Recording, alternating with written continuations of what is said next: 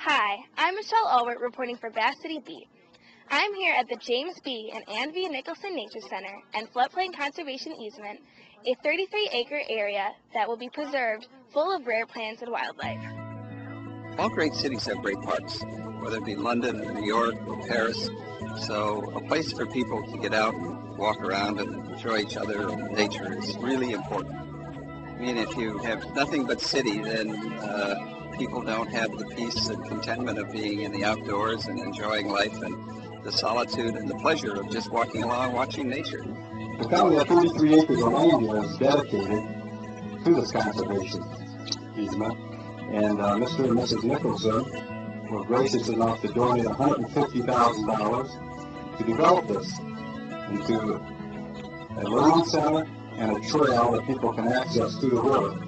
Our action today has impact well beyond this lovely stretch of riparian corridor.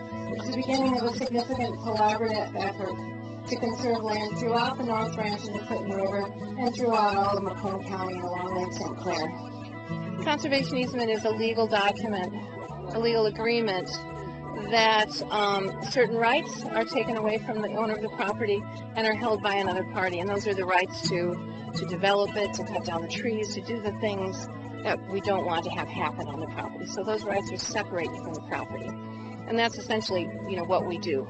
And then we monitor the property over the years, to see what help is needed to keep it in its natural state, or to see if anything's happening that we need to help not to happen.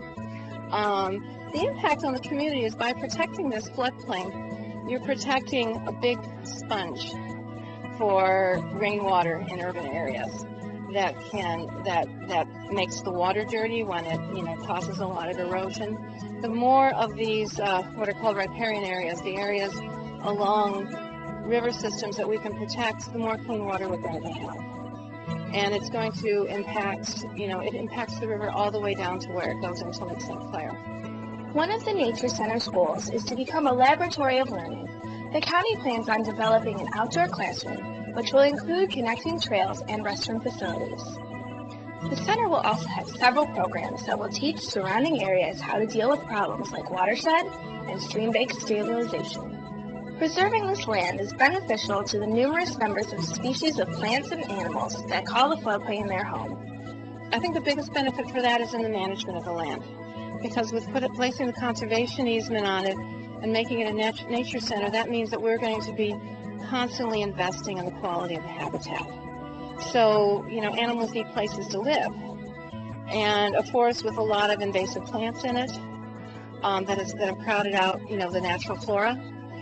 They don't provide food and habitat for animals. By preserving this land today, we can save it for future generations to enjoy. We both grew up at a time when children could go outside and play until dinner and nobody worried about where they were.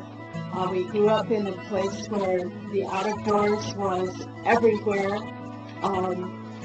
And this is just 33 acres.